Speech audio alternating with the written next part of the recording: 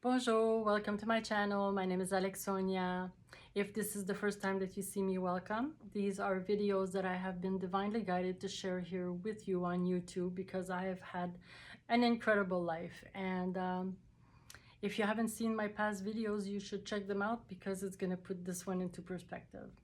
So with all the experiences that I have told you in my past 13 videos, you would think that this girl has had enough, But no bueno, no. God said she ordered the full package, so she's not finished just yet. So in this video, I would like to talk about what happened to me and how here is where I learned how your thoughts affect your reality, and especially your negative thoughts, right? Because that's where you get the biggest lessons, because if it was all good, we'd still be all sleeping, So in this one, I have had, so let me go back to when I saw that psychic channeler, and he told me that once my light was activated, and I strongly believe that my light was activated the day that the angel came to see me, because that was the most intense experience of my life. And I think that that's where it all started from, because right after that I had the accident with the dog, and then after that I started working as an event planner. So this is what I was doing. So in between um, 2006 and 2022, I've had 13 jobs in this service industry. So if I didn't write a book on my experience, I think I would have wrote a book on the service industry, because I've seen it all. Literally, I have seen it all. And this psychic medium had told me that I was going to attract a lot of bugs, and I sure did. But also that there was a reason for me to be in these places, because I had to bring light to these places. So I brought light to 13 places. And yeah, so now I'm at job number 12, because like I said in the first the past video that I had, I had a manager try to kiss me because I was giving him rides home, and then I pushed his face, bruised his ego, and got fired. So that was number one. After that, I worked in a French restaurant, but I wasn't French enough. And then I worked in a restaurant like where I wasn't getting paid, so I had to threaten the owner with the labor board. Then I worked in another place where the owner said, "Oh, I pay you from this time to this time. Even if you don't work until this time, I'm still gonna pay you." I'm like, "Oh my God, this sounds amazing," and everything sounded amazing, except he forgot to tell me that if I work past this time, which is absolutely every single night, that I don't get paid for those hours. So he forgot to say this one. So I mean, it's just incredible, like the stuff that I've been through. I worked in a restaurant where every single staff member was on cocaine. So if you weren't part of the party, you weren't part of the party, right? So I mean, I've seen it all. And yeah, so now job number 12, where I get there, and actually when I finally got there, I thought that this place was incredible. It was amazing. I was like so happy. It was like on the lake, and like the most beautiful setting, like, so I was very happy to be there. But one day, and this is on the 2nd of February 2020, it was Super Bowl, and then I was preparing like everything for that night, because it's a big night. And but during the daytime, I had like this hen party for engagement. So I had all like these girls that were there. There was about 20 of them, and I had like, you know, taken really good care of them and made sure they had everything they wanted, and you know, like everything. So once they left, um, not one of them came to see me to thank me for what I had done through the whole day for them, right? Like, so most people are gracious and you know, like normal. So they would, you know, absolutely come and thank me for what I've done, right? But they didn't. So when they left, I was in the back, and in my head, I was like swearing up and down, and I was like, you know, not in the best of moods, let's put it that way, you know. And all I was thinking in my head was like very negative thoughts, which I'm not going to be saying here, but yeah, you can imagine. So I'm in the kitchen, and then I'm coming out of the kitchen, and we have like big velvet curtains and separating the rooms. So our bus boy had washed the floor on the exterior of the curtains, but didn't put a sign on the inside to warn us that the outside was wet. So I'm coming out, and I'm still in my head swearing these girls up and down, and I just like open the drapes, and I went flying. Okay, I almost hit my head on a marble high top. I fell to the floor. Both my arms went like all over the place. I had like this wrist looked like a macaroni. It was really bad, and I was in excruciating pain. Okay, so everybody came running. They got me off the floor. They brought me into the back, and then I had one of the managers taking all my rings off and my bracelets off and everything before like my hand turned into baseball mitts, you know. So then I had an emergency contact, so they contacted Jay, even though we were not together. He's my emergency contact.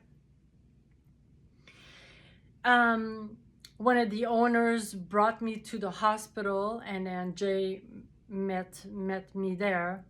And then when we got to the hospital, it's kind of a blur. I was in so much pain, but I know that once we got into the room, the owner of the restaurant kept making jokes. He's saying to the nurse, he's like, I have to get another date because this one went really bad, you know? Like, so he's making jokes like that and making me laugh, and trying to distract me from this horrible stuff that just happened to me, you know. And I can't even look down because it's just so gnarly that I can't even look at my own wrist like this, you know. So anyways, the doctors come in, and then they explain to us like what they have to do. They said that they have to rearrange this wrist, and x-rays and all that. So I get everything done, and like I said, it's like a pretty much of a blur at that moment, you know. And then they said that they were going to give me ketamine, and that I was not going to feel a thing, and that they were going to arrange it and put it in a cast, and that would be it and all that. So this is what happens. They give me the ketamine, and then they ask Jay to leave to go wait into the waiting room. And then I'm out. And not only am I out, I am out of my body. And I am in a place, and it's the void. But I didn't know what the void was up until 3 years ago. I heard this name for the first time. I had no idea. So it's basically like, it's almost like a waiting room when you're under from an operation or whatever. So I'm in this place, it's pitch black. I could see 360 around my whole being, because at this point I'm not physical anymore. I'm out completely, and I have mathematical equations in 3D all around me. I've seen this image on Gaia, like I with different podcasts and stuff like that, where this image comes from. And when I saw it for the first time, I was like, oh my God, this is what I saw, you know? So it's pitch black. These mathematical equations are white, and it's geometric patterns, and they all have equations and everything. And I was like, oh yeah, that's the formula for the universe. And then it was completely normal for me to know this. It's, oh yeah, it's the equation of the universe. And then I said in my head, I said, why did this happen to me? Of course I would have to ask that, right? Why did this happen to me? And then a male voice from my left side said, this had to happen. And I was like, oh my God. And I was back into my body. And then my eyes are still closed.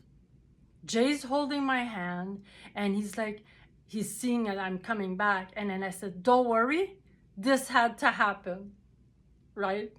And then I said, Brittany, and that was my nurse. And then I said, you're gonna get engaged. And then she's like, oh, honey, I don't even have a boyfriend. I'm like, it's going to happen fast. And then I woke up. I opened my eyes. And then I said to Jay, I go, I just talked to God. And he told me that this had to happen. And he's like, oh, baby. You know, oh, baby, you know, you've been through a lot right now, you know, like you were on these drugs and you're very heavily medicated right now, you know. And I'm like, no, I'm telling you, this is real. I just talked to God. So anyways, so I'm coming back, and then she's still laughing. The nurse is still laughing, you know, like, you know, about what I had said to her. And I'm like, I'm like, that's not coming from me. I don't know, like it was talking through me. I said, I just talked to God, and he was talking through me, you know? So anyways, so this arm is in a cast because they rearranged it. And then Jay was freaking out. He's like, I was hearing you scream from the waiting room, and are you okay? I'm like, I never felt a thing, you know, like, but I feel the pain now, and I need ice for this arm right now. So she goes and gets some ice, and then they kept me overnight because the next morning I had to have the cast change. So imagine, my wrist is broken, but I'm in a cast all the way up to here. So that's what they do, apparently. The next morning, we because I kept saying all night, I'm like, this one is broken too. And they're like, no, it's just badly sprained. So like I said, I kept asking for ice, and then kept icing it. And that was the only thing that was taking away the pain from this arm. And then the next morning, Jake comes back to the hospital. They bring me downstairs to the place like where they have the cast done. And then the doctor is talking to us, and he's like, oh my God, you know, what a bad fall you had. And he goes, you know, like you're gonna have both wrists, both arms in a cast. And then I'm like, what? And he goes, yeah, he goes, it's broken. And then I said, I knew it. I kept saying all night long it was broken, but they kept saying that, no, it's not broken. So he's like, yeah, he goes, look at the x-ray. You can clearly see the break. He goes, it's a clean break, but it's broken. I couldn't believe it. I couldn't believe it. They sent me to the room. Now I come out with 2 casts up to here. And then, you know, like how through the hand and everything. I couldn't even pick my nose. I couldn't do anything. I couldn't do nothing. I was like a newborn baby. I couldn't do anything for myself. So this is the 2nd of February. It was Super Bowl of 2020, and this is this is crazy. Now, how am I going to function, you know? So Jay started like making food for me, and then I would like just have to take it out and warm it. But really, even that was hard. I couldn't open anything. My girlfriends were coming to feed my animals. They were coming to help me out with whatever I needed, to clean the litters. And I mean, like, everybody was doing everything for me because I was completely helpless.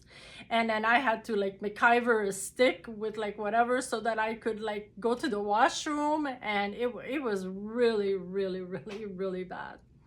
So so for a month I was like struggling with everything. And then after the month, it was COVID, and then everything closed down. So then this way, Jay, and like I said, we weren't together anymore, but this is how amazing this person is he came to my rescue and was with me the whole time that like everything was closed. And then we had to while everybody was like on COVID money, whatever, I was getting like a WSRP, I believe it's called, from the accident, from the restaurant. And so yeah, so we had like for 3 months I kept going to the hospital because I had appointments. I was supposed to get like an operation. They were gonna put a pin in my wrist. Then it was like to be like for in 3 weeks. Then it got postponed because of COVID. So when they finally did the operation, they basically had to break because after, you know, it was starting to mend my wrist, and I should have let it at that and not have the pin installed. But you know, apparently they know better. So so I had the operation done, and then they put the pin in my wrist. And then it was excruciating, the pain. The casts were too tight on both my arms. It was crazy. And the whole time that I'm off, I'm thinking to myself like what I was thinking at the time that I fell, because I was thinking very negative thoughts. And as a matter of fact, it did have to happen because imagine, you know, like they sent me an angel and showed me all the love from this angel who appeared to me. And still I was living like unconsciously, like, not that I was a bad person. I've always been a good person with you know what I mean. But still, I'm still operating in the ego where, you know, I'm thinking bad thoughts and I'm like speaking the same thing and not really you know, living how I should be living really in reality, you know. Like, so did this have to happen? And as well, which is so ironic, I mean, like I can't even make this stuff up, it's just so weird. I had like wanted to do a tattoo for the longest time, and I wanted the word love, and I had like these stickers. It's like temporary tattoos. So I had like, it was just the word love, and I wanted it there, and I wanted it like exactly on the left arm, and I wanted it like straight, because you could see like I have like a vein, but the vein, it kind of like this. But I wanted it like, obviously the tattoo, I wanted it straight. Well, the operation where I had like the pin put in is in the exact straight line to where I wanted to have that tattoo. And it's almost like I was in so much pain like that. It was almost like saying like, listen, you know, you don't know what love is until, you know, like, we're not gonna have you put it on there until you really figure out like really what love is. And yeah, I learned the hard way. So so yeah, so that was pretty ironic. The whole time that I'm going to the hospital, because now I need to get a physiotherapy for my hands, because honestly, like I can't do anything. I can't move like anything, because once you move your fingers, it affects the bone, and it's just horrible. Anyways, whatever. So I was off for, well, 3 months. The whole thing took 3 months, and we although the pain was really bad and painkillers did nothing for me. So this is when I started to drink wine, because before that I didn't really drink wine at all, like only if I went to the restaurant or something like that, but I wasn't a drinker, you know.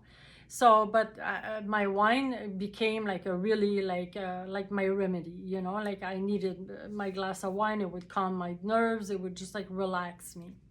So when I said in one of my videos that I had like these cups that put a whole bottle of wine in, yeah, I wasn't drinking a whole bottle of wine every day, obviously. Like I was maybe 2 glasses of wine. Like I wasn't filling these cups just to make that, you know, I like, yeah. Anyways, I can't drink a lot. Like I just can't. So anyways, I just wanted to say that but that's when I started drinking wine, and yeah, so that would ease my nerves and the pain from the operation and all that.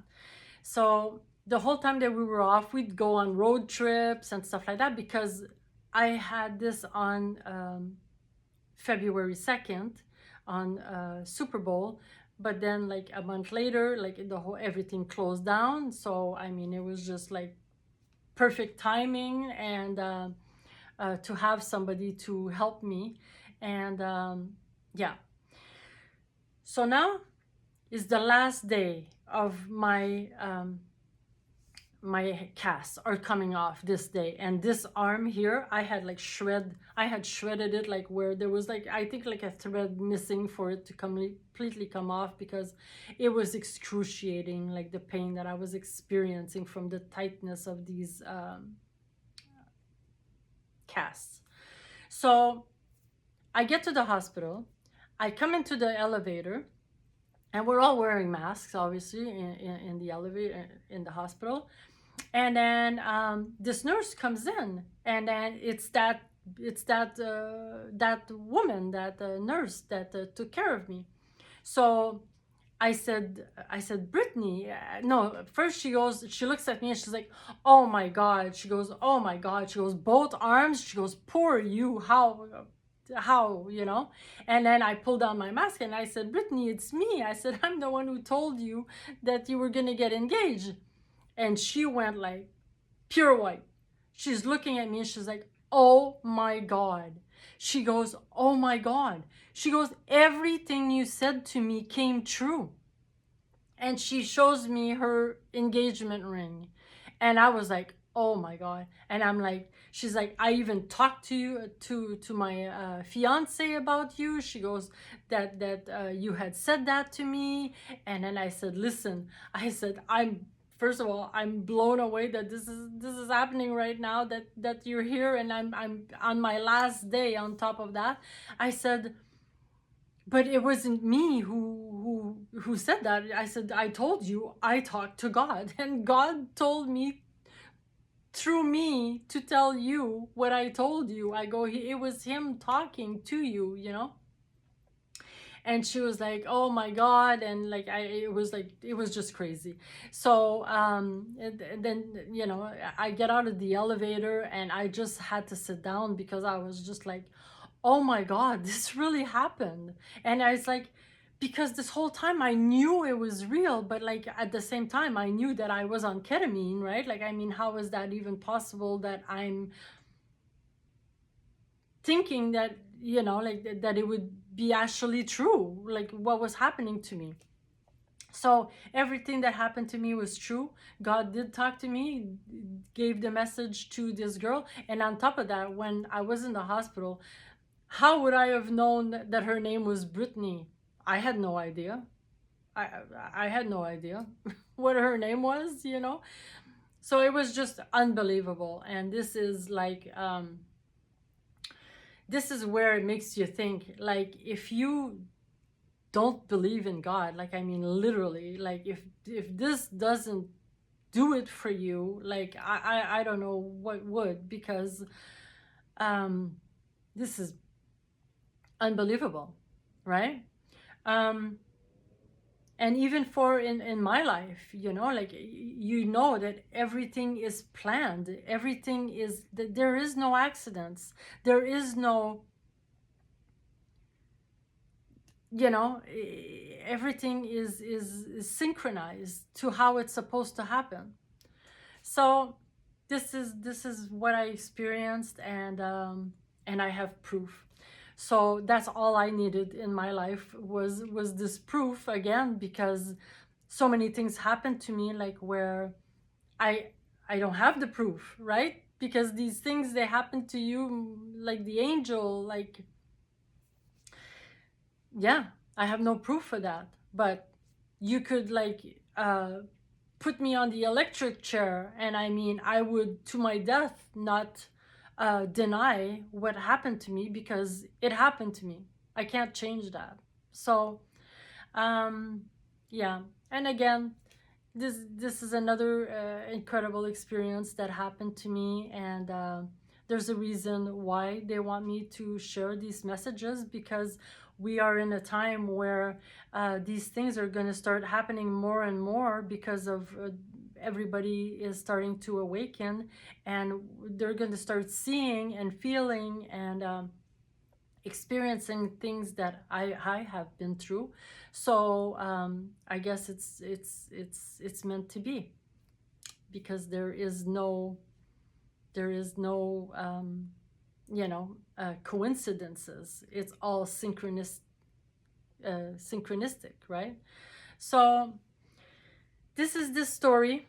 I want to thank you for listening, and sorry for my accent. And again, I mean, on my 14th video, and I'm still not getting better. Like, I really don't know what to say about that. It's English is my second language, and this is really not natural for me to be talking to a camera. But thank you for listening to me, and like I say, I love you, and we are one, and someday we'll all get there.